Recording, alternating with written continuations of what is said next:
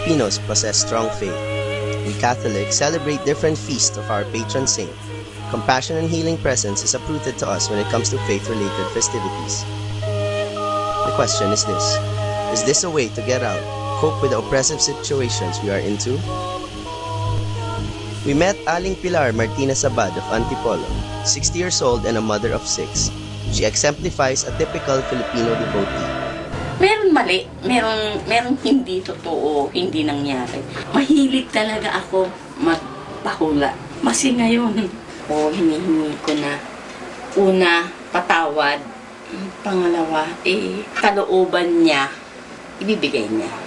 Hindi dapat ang Katoliko, kung talagang deboto kayo, hindi ka nga ang unang anuhin mo sa Panginoon. Pray hard and it works. Like all these, we still have an issue to go into related to Filipino faith. Here we met Dr. Manuel Martinez. When a Chinese guy, magtanong ka na lang ng anything answerable by yes or no. Umikit ako, answer yes or no. Okay, minsan nag-automatic. I do not know if you call that automatic writing. Pero kinukuha niya yung kamay ko sa nagsusulat ng yes or no. It happens when I am on trance. I am asking questions. I am digging deeper. In fact, I'm working on my second doctorate, metaphysical science. But it can be learned by anybody else. Ako lang, naniniwala. Pagka tinatanong ko sarili ko, di ba, siyempre, nagdono, marami na rin nagsasabi sa akin, Sir, tama yung sinabi niyo. Here is Quiapo, the heart of Manila as we say. When you get here, there's a taste of a unique, surreal, and fringe, a merging of Filipino religiosity and the commerce of the alternative. Indeed surreal and fringe, because in some distant past, Quiapo was a complex of intersecting rivers, canals, and marshes, thriving as a fishing village, abundant with the water lily Quiapo, from which it derived its name.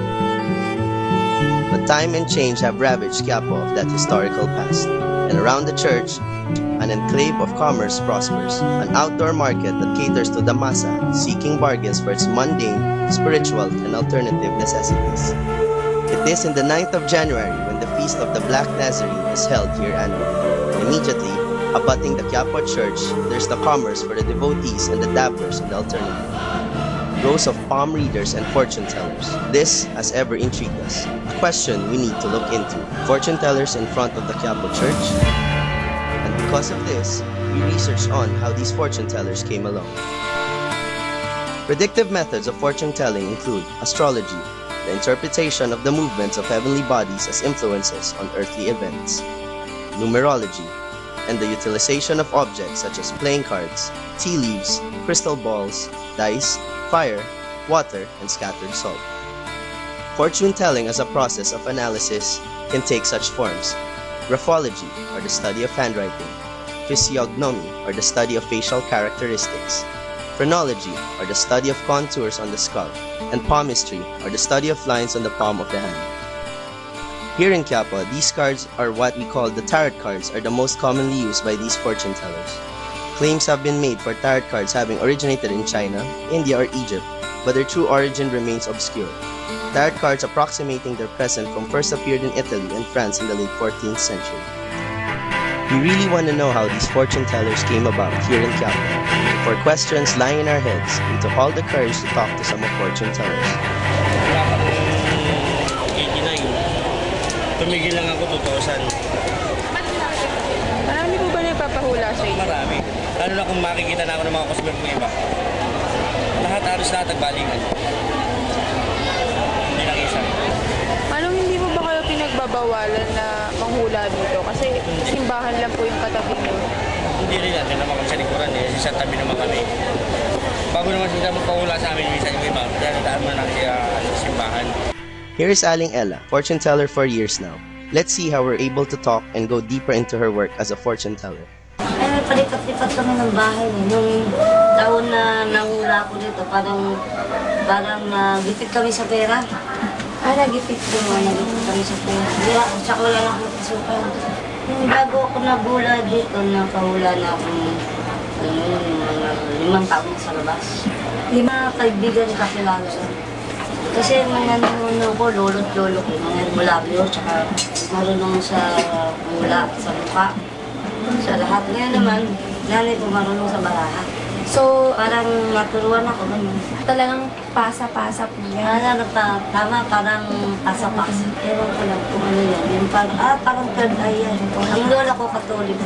Kayo po, Ako, katoliko ko. Katoliko, tapos nanghula po kayo. So, nagsisimba naman po kayo Nagsisimba naman ako.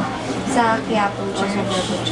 Yung Panghula. ginagamit ko sa panguhula, mga ordinary card, Ano po minsan yung card? tarot card, mga ganyan. Tarot. Ano O, pa po? tarot card. Ano po Minsan tarot? sa palad. Sa O, palad. tsaka marunong din ako sa mga astrology. Yung anong taong ka kung ano pinanganak at saka yung... Ito ba talaga pinagkakakitaan nyo? Hindi naman masyado, medyo. Medyo So, yung nakakaraos din ako sa pang-araw-araw na diskusyon. Kasi yung mga suki ko nagbabalik. Sabi, Bumabalik. ano nangyari daw. Sabi mo, ganyan nangyari. Yung, Ay, nangyari. ano nangyari daw. Diba, sabi ko, may kabag-anak ka, mabalitaan mo, maling kaibigan ng kabag-anak na may mawawala. Sarili nyo po, hindi nyo po nahulaan. Ay, hindi ko nawala. Kasi malas wala naman sarili mo. Gamot eh. Hindi nyo po ba naisip na parang kabaliktaran po sa turo ng simbahan nyo? Ay, hindi ko naisip yun kasi nung ang taong nagigipit, di na niya naisip yung kabaligtaran. Oo, kapit sa patalim. Dahil po sa gipit Oo, kayo. gipit ako. Nahuhula. Pero kung darating ang panahon, magkaroon ako ng pera, iwanin ko ito. Iwanan po. Kasi napapagod na rin ako eh. Nahirapan din ako sa mga buwan. Oh, sige. Kung magkaroon ako naman, manalo ko sa chef estate. Kung meron akong darating na ubos yung anak ko. O kaya ako nakakuha na akong pension sa SS. Parang ayoko na rin ganito. Ayoko gumanda sa ganitong trabaho. Kasi mahirap din eh. Huli ka ng polis. Yung simbahan po, hindi po. Ay, ayaw sa amin ng simbahan. Dati doon kami. Pinaalis kami. Diyos, hindi ka naman dapat maniwala sa hula. Sa opinion ko, hindi Iba yung paniniwala ng ibang tao.